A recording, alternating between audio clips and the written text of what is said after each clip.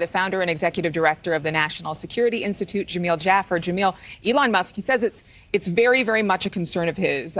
Do you agree with him? Is AI more dangerous than nukes? Well, look, I don't want to, disagree with the richest man in the world, but I will say this. I think that there's a lot more potential for massive innovation, massive opportunity, economic and personal, intellectual growth that can come from artificial intelligence that outstrips, I think, the potential threat. There's no doubt there are very real threats. If we were to allow weapons to be used autonomously, for example, that could pose a significant threat and take out the human decision maker. There's no discussion of any real substance today going on that I'm aware of in the U.S. government about enabling autonomous capabilities exclusively for weapons. And so, I think there are potential threats. And yes, Nick Bostrom years ago wrote the book Superintelligence, where he argues that there's a possibility of creating general AI that could sort of surpass human intelligence. But let's be realistic, Adrian, we're a long ways away from general AI. It's true. But then there are so many concerns, like the sci-fi movies have shown us over the decades, that at some point, whether it looks like a robot or looks like a human, that the AI technology that is being developed could become or overtake the inventor, become smarter than the inventor. Do you think that potential could happen in our lifetime? I think it's hard to know. We've seen so much innovation and change in just our short lifetimes that there's certainly a possibility that we could develop this capability of general artificial intelligence.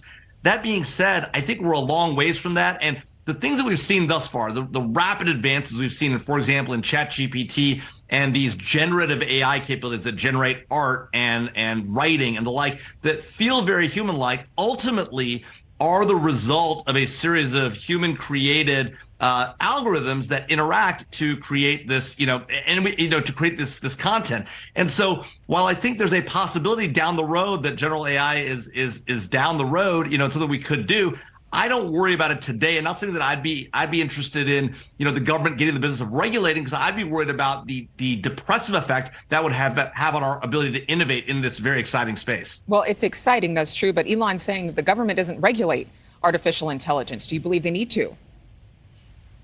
I don't think that's the right answer today. I think what we need to do is develop a set of norms and practices, both in industry and governments working across, multiple nations to figure out, look, what are our values and concepts here, rather than saying, look, today the right thing to do is come in, put a government agency in charge of this. I mean, look, let's be honest. Government agencies are not the most innovative institutions, right? For all the tremendous innovation we've seen over the internet and in computers and in technology over the last 2 to 3 decades, Adrian, that's all happened because the government has largely stayed out of the way, enabled innovation, and not regulated it. So I think that the downsides of regulation today are significantly worse in terms of innovation than the upsides of protecting against a general AI that doesn't exist today. I have one more question for you. I have to get time for this. Even young people are overwhelmed with the advancements in technology, things ever changing, and having to stay on point with that. But most lawmakers, like most of our grandparents, are pretty technologically illiterate. They don't understand the science. I don't understand the science either, so this is not a criticism. But the fact is that people intending to make these decisions around national security, how can we bridge the intellectual or the educational gap between people who really don't have the know-how or the experience to know exactly how dangerous AI could be?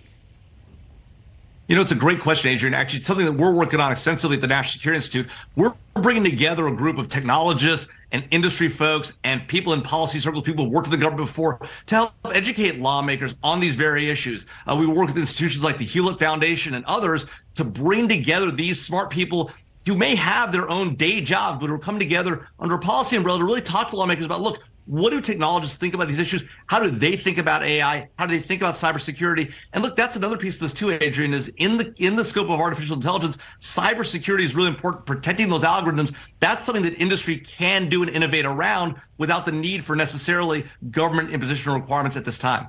Jamil Jaffer, thank you so much for the conversation. Thanks, Adrian.